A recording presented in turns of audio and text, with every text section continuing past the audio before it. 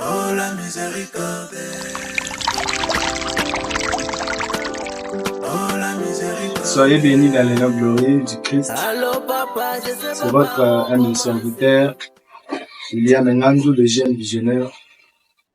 Nous allons aller aujourd'hui sur un petit thème intitulé « On allait sur la terre au ciel grand ». C'est un bon thème que le Seigneur nous a mis au cœur. Et nous allons essayer de parler sur ce petit thème. Nous prenons l'exemple de Gédéon. La Bible dit Israël était condamné dans la mer de Madian, ou soit par Madian. Et à cette époque-là, la main de Madian était devenue plus forte que la main d'Israël. Les enfants d'Israël ont commencé à pleurer. Ils ont commencé à chercher Dieu. Or, l'ange de l'Éternel est apparu gentiment devant Gédéon pour lui dire que avance, tu es vaillant héros. Par là, je comprends très bien que bien-aimé dans le Seigneur avait déjà identifié Gédéon comme vaillant.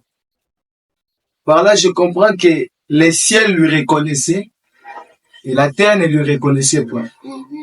Nous avons des gens aujourd'hui, ils sont reconnus par les ciels, mais sur la terre, ces gens-là ne sont plus reconnus. C'est comme Gédéon, qui pouvait lui fortifier, qui pouvait lui encourager. Et la Bible dit, l'ange lui a dit, avance, tu es vaillant héros. Par là, je comprends l'histoire, soit dans mon esprit, je pressens que je dois parler sur l'identification spirituelle. Même si tu n'es pas connu sur la terre, mais il ne faut plus manquer l'identification spirituelle. La Bible dit, avance, tu es vaillant héros. C'est-à-dire, les ciels le reconnaissaient déjà comme un combattant. Les ciels le reconnaissaient déjà comme un vaillant. Mais sur la terre, on ne le reconnaissait pas. Or, quand nous voulons parler spirituellement, nous voyons que les ciels, c'est le spirituel et la terre, c'est le physique. Or, dans la spiritualité, c'est les ciels ou soit les spirituels qui doivent dominer sur le physique. Le physique non point de l'importance ou soit non point de la vigueur pour dominer sur les spirituels. Alors là, je comprends que nous allons aussi essayer de dire comment la terre peut condamner une personne. Comment la terre peut condamner une personne. Nous rentrons toujours dans une même idée là de Gédéon pour dire que Gédéon, il était condamné parce que dans la maison de son père, il y avait l'autel. Aujourd'hui, des gens sont condamnés parce que dans les maisons de leurs parents, il y a des autels sataniques et des autels là qui leur permettent pas d'avancer. C'est comme quelqu'un peut être condamné par la terre, passant par l'autel satanique, passant par les malédictions, passant par les liens sataniques et passant aussi par le péché. Les liens sataniques peuvent condamner une personne, passant par la terre, et aussi le péché peut condamner aussi une personne. Nous comprenons tous que le péché peut condamner aussi une personne. Or, ce qui condamnait Gédéon, pour qu'il ne puisse pas avancer, c'était l'autel qui se trouvait dans leur maison. L'autel là ne pouvait pas lui donner l'opportunité de faire des grandes explosions.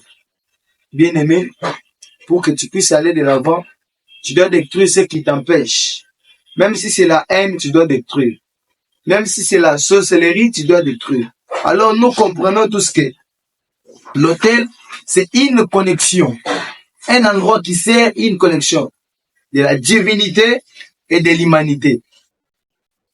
Par là, je comprends que à l'autel, on doit trouver le spirituel aussi et on doit trouver le physique. Et l'autel aussi est composé de trois choses.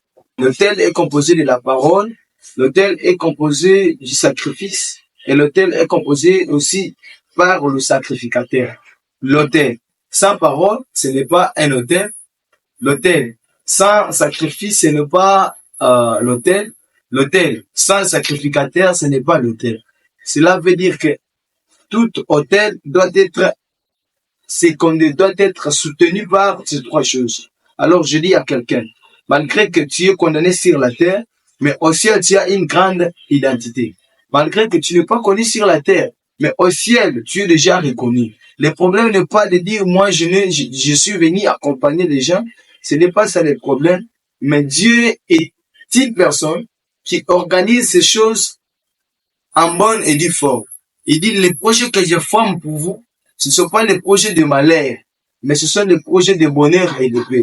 Alors, je dis à quelqu'un qui m'écoute cet après-midi, je dis à un enfant de Dieu qui est là en train de me suivre que le ciel te reconnaît. Il ne faut plus pleurer. Le ciel va